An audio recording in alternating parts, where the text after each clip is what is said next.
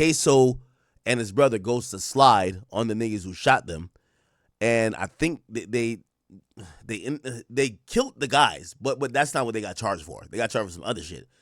And the dad is basically saying, yo, that I didn't ask to be involved in y'all beef. So that's why y'all should have made sure I'm never in the position to tell. You are the one. So Ksoo's pops basically has, he's kind of like breaking down this whole thing of why he's telling on his son. There's something intriguing about it because people are still in shock why he's, not only, he obviously testified already, but that he's kind of almost like gloating about it by doing interviews, which might hurt Ksoo in the future for appeals. Now, one of Ksoo's brothers, which I'm still not clear if this is also Ksoo, the father's son as well, but it's Ksoo's brother, so it could be on the mom's side. He came out and he said this. Why the fuck your old green ass got on the shiesty mask, gang? Why the fuck your green ass got on the NSG chain on, gang? Like, come on, man. Get your old washed up ass out the way, man. You green as fuck doing interviews trying to prosper off my brother's name. Goof ass nigga. You're not no fucking daddy, gang. That's not your fucking son, nigga. I'm his daddy. Fuck, nigga. Fuck is you talking about, nigga? You came around with my son when my brother was turned up, man. You ain't come around when my brother was in school or none of that. Fuck, nigga. Fuck, nigga ain't never did shit for real for my brother, nigga. Fuck is you talking about, nigga? All you did was use my brother. Fuck, nigga. Now you trying to act like you this and that, and you had to do this to be there for your kids. Fuck, nigga, you ain't even there for my brother, nigga. Fuck is you talking about your kids, nigga? Nigga, fuck all your kids, nigga. Fuck is you talking about, nigga? Talking about you ready to die. Fuck, nigga, you tell him how you wasn't even. Okay. Now, to try to explain this a little bit better as well, and I do want to hear where you guys fall on this, because I've been having a lot of conversations about this. And the question overall was, because I find it kind of disgusting that he's telling, but it's because of the narrative that I'm going with, right? Now, if you're not involved in crime, or like, let's say me, right? If I got a son, my son chooses the streets. I'm not in the streets. My son called me one day and said, yo, daddy, I caught a body. I'm going to tell him, I'm going to refer you to an attorney, but that's as much as I can help you with, because anything else would me being involved in myself in some shit. And yes, in that situation, I think I get the chance to make the decision. Am I going to involve myself in trying to help him evade arrest, cover up the murder, whatever? That's what you're doing. Now, there's another type of situation where, I don't know, I got a son. I'm not in the streets. I got a son. He's in the streets. He takes my illegal gun. He go kill somebody, and he takes my vehicle and does the drive-by. They come and they find the gun and they find the car, but it's my gun and my car. So the cops are blaming me for the murder now, right? In that situation, I'm telling on that nigga. I ain't gonna lie to you. You know why? My son has now involved me into some shit that I should not be involved with, because number one, I'm not even in that life, right? He should take accountability for that. So I would give him about 25 minutes before I get down to that precinct. I'm sending that nigga down there. I ain't gonna lie to you. 100%. Now, very different if I'm in the streets and my son in the streets, right? Let me explain what I understand this Ksoo's pop situation to be. And this is where I want to ask y'all the question. Because I think Ksoo's dad doesn't take the accountability that I think we would think he should take, or this whole people saying, yo, why would you do that? Because he takes himself away from the situation because he says this. Yeah, I was in the streets, but I wasn't in the streets with y'all. He was locked up at the time. When y'all got this beef that y'all got, right? Y'all beef with some other niggas. When I come home, y'all are fully in beef. I'm not sliding with y'all. It's not that I'm doing nothing to nobody because of y'all. I'm not in y'all beef. So yes, I'm I'm in the streets, or I was, I'm a street nigga, but I wasn't in y'all beef. I get shot because of y'all beef. I didn't tell y'all to slide for me, because that's kind of the story. He's in a car, the car gets shot up, and essentially the only person that seemingly almost is not in the car is Ksoo. Ksoo and his brother goes to slide on the niggas who shot them, and I think they killed the guys, but that's not what they got charged for. They got charged for some other shit. And the dad is basically saying, "Yo, that I didn't ask to be involved in y'all beef, so that's why y'all should have made sure I'm never in the position to tell." Now, I still don't even agree with that one, but what makes it worse, and this is what I think for me, I want to hear the explanation about. Why the hell did you burn the clothes? Why the hell did you pick up these guys when the police are looking for them for a murder? If you planned on cooperating and basically ratting on them, you could have said, "Yo, son, I'm not coming to pick y'all up. Yo, son, I'm not taking y'all clothes to go burn it. Yo, son, hey, didn't I tell you about this shit? Like, yo, you gonna have to handle what you gotta handle." He kind of, not even kind of, he played a part in it. And that's where I'm saying that I kind of lose the train of thought that he's going with, because I think he feels fully absolved of what he's doing. Now, I'm going to play this real quick.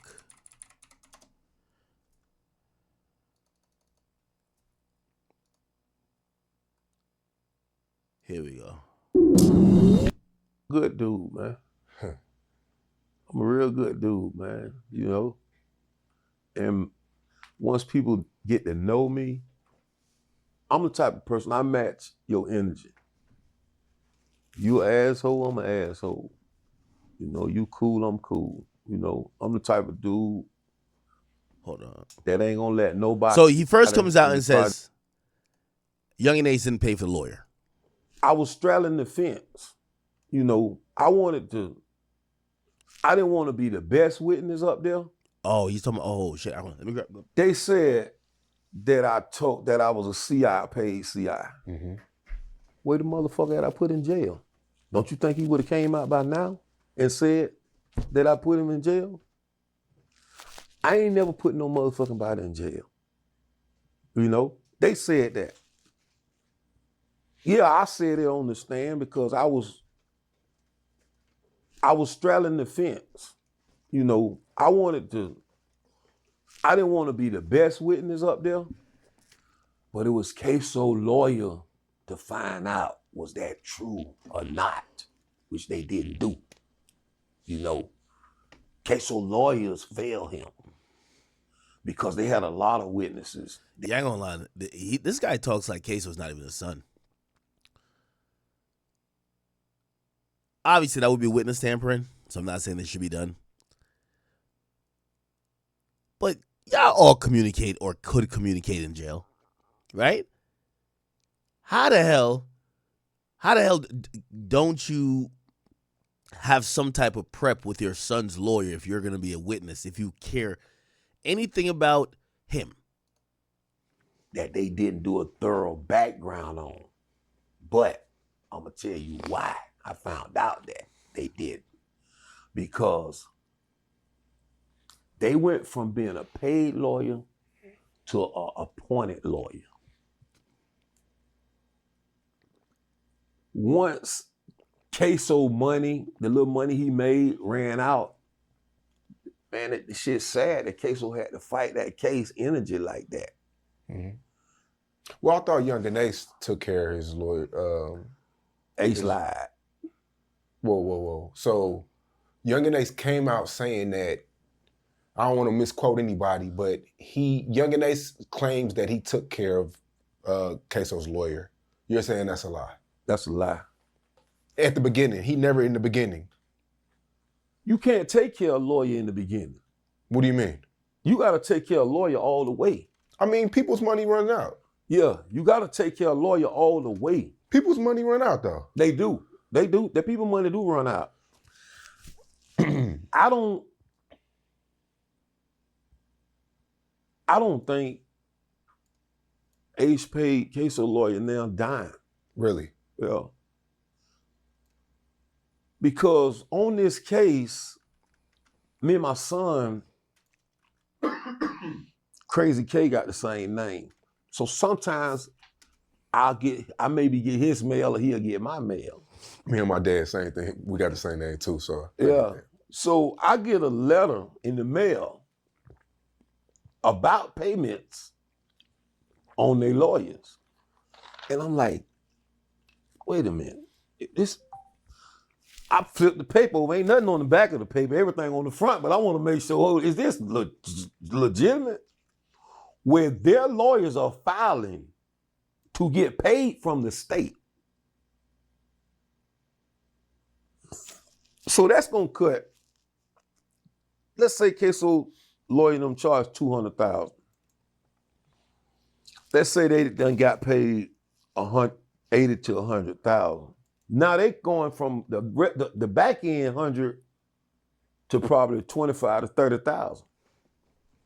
They can't hire a fucking private investigator. They can't hire nothing to find out nothing.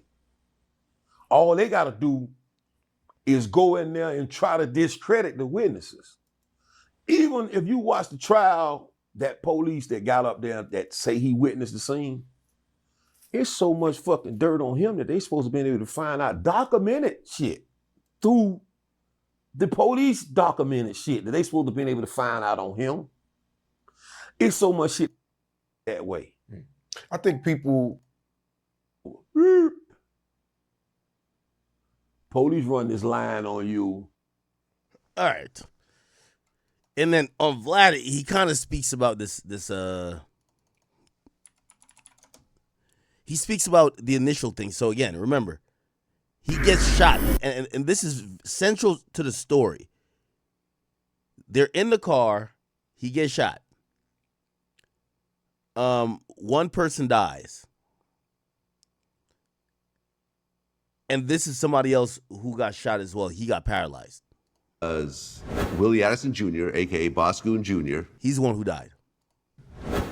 There was Crazy K. That's the one who's locked up for life now with Ksoo. But he's Abdul Robinson Jr. There was Moody and Red Dot. Correct. Okay, so what happens when you guys start leaving the strip club? As we got off on a street called at the Spring Park off of Emerson, as we got up to the light, cars pulled up on us and opened fire. How many shots were fired? I'm not sure. I'm not sure at all. But it was a lot. I was told it was over 100. Right, because everyone in the car got shot 7, 8 times at least. Yeah. So over 100 shots got fired. Right. Both of you guys were in the car. What was going through your heads as this was happening? Well, me, as I heard the first shot, I jumped up and was gonna push my cousin Crazy K out of the car. But I got hit in the back and I lost feeling. And then as I looked down, I seen him on the floor. I took my body and put it on top of his so he wouldn't get shot anymore. Okay, Abdul, what were you going through at that time? Well, I mean, in a situation like that, I don't really panic. So I had to keep myself together because I felt like I was responsible for everybody at that time. And it was just like, damn, they shooting. And so I tried to pull off. I think I kind of bumped into him or hit him or something like that, trying to bump into him. And once I'm hearing the shots, then I see Boss Goon get shot. And he kind of like went up. But when he came down, he was kind of like on the floor leaning over the seat. So I'm like, you good, but he's not responding back. But I'm driving at the same time, trying to watch the road, trying to watch what's going on. And I mean, fuck nigga must just shoot some little guns or something, really, to be honest with you. They pull up on the side of us with shoot that many times and don't kill but one person in the car. And some drive. There's something off about the father. Fuck niggas must have been shooting some little ass gun. You only killed one person in the car. Bro, this was the car you were in. The guy next to you is paralyzed. He's in a wheelchair. There's something off about the dad. I don't know. Driving. At the same time, I reach over and I grab Ball School and I hold his hand because I kind of hear him like guggling. So, you know, through experience, when that guggling sound is either you drowning off your blood or something like that, or you trying to catch your breath. And so I'm driving, I'm holding his hand, letting him know I'm here with him. So I drive it. All the windows and shit blowed out the car. And I don't want to wreck because I want to drive to the hospital. I don't want to have to stop, wait on the ambulance, you know, because that's going to cost. That might cost somebody their life. That's time in this situation. Once I get to the hospital, I pull up at the emergency exit. Nurses and I don't know if it's doctors or nurses, whatever, they see the car, they like in shock. Yeah, this nigga giving sound effects. I pull up. Is this a Richard Mille this nigga got on his wrist? Right here. Oh, so shit, I go to going to work. I'm here. I feel myself. I'm going back a minute. I feel myself when I get hit. Boom. When I get hit, it kind of throw me to the side. So I'm like, in my mind, I'm like, fuck it. I got to keep going. So once I do pull up to the hospital, I jump out. Nurses, they like looking, they in shock. They panicking more than us because I guess the scene kind of freaked them out. So I go to getting everybody out the car, getting stretchers on my own, putting them on stretchers, picking up everybody, getting them out. So I asked my nephew, I say, can you move? He say, no. So I say, you feel your legs? He say, no. Right then I know he paralyzed, but I don't want to tell him because I don't want him to panic. So I take the fuck nigga mooted. What? I throw him across my shoulders, put him out, and put him on the stretcher. I wish I would have let that nigga bled out, right there. Wait, what the fuck? I throw him across my shoulders, put him out, and put him on the stretcher. I wish I would have let that nigga bled out, right there. I take Red Dot, I pick him up, Red Dot my cousin. So I take him, pick him up, put him on the stretcher, push him in. So once I grab Crazy K, I ask him, where you hit at?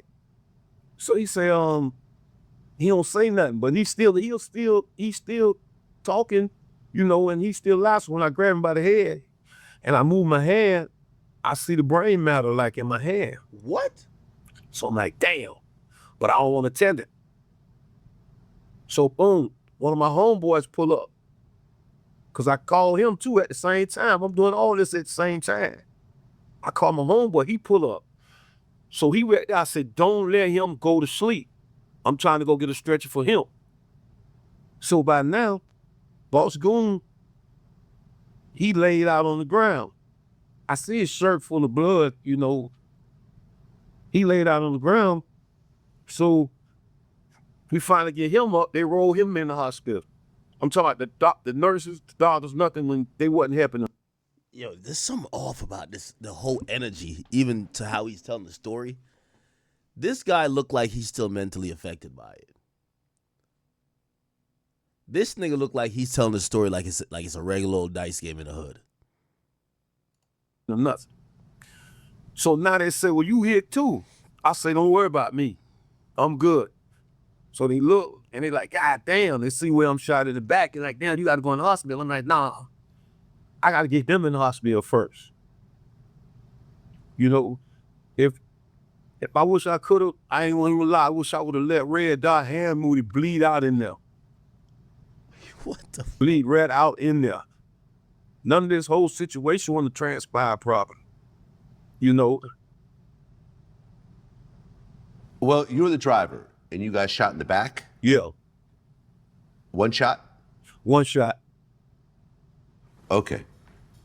And they ultimately did surgery to remove the bullet that day. No, they didn't do it that day. It was best. They told me that it was best that the bullet stay in there. The bullet's still in there because it was in. They said I could do more harm moving the bullet than taking the bullet out.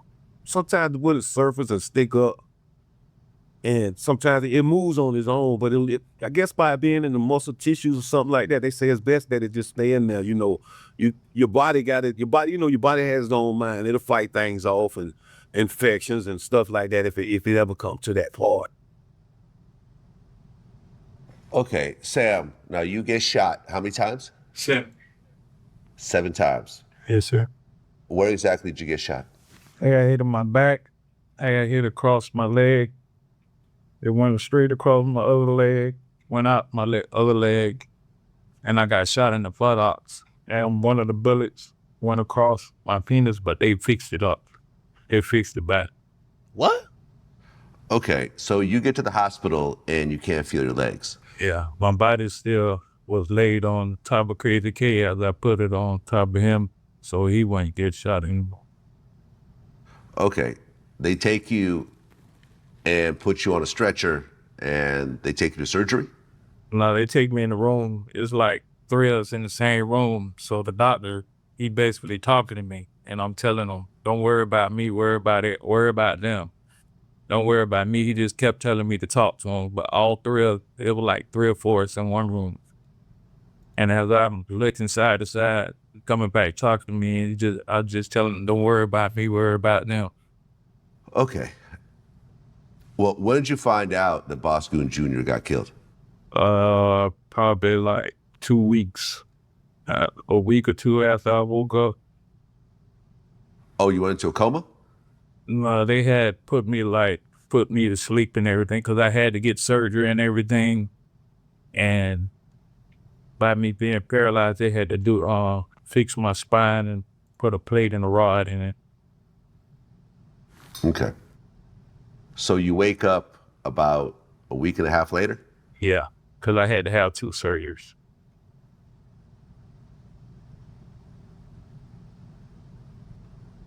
What was your first thoughts when you actually woke up? All right, man. Yeah, I can't do any more of this. Anyway, so this is kind of like starting to kind of catalog the chain of violence that eventually occurs that leads up to the murder where Ksoo kills seemingly maybe multiple people, but it's a revenge back and forth shooting. But again, this is an incident that's it's like the prequel, it's before all the shit that Ksoo was charged for. So essentially, I've always looked at the entire thing to say Ksoo was sliding for his dad, his brothers, his stepbrother, and everybody else. Not too sure if other people agree with that version of it, because when I look at it like that, I'm like, that's another reason to not tell on your son. Even if you didn't really tell him to go do that, if he's trying to get revenge because somebody shot you. But some people look at it like, well, he only got shot because you're in beef. So you brought violence into the situation that got your father shot. He don't really owe you anything. I don't know, man. All right. Let me see.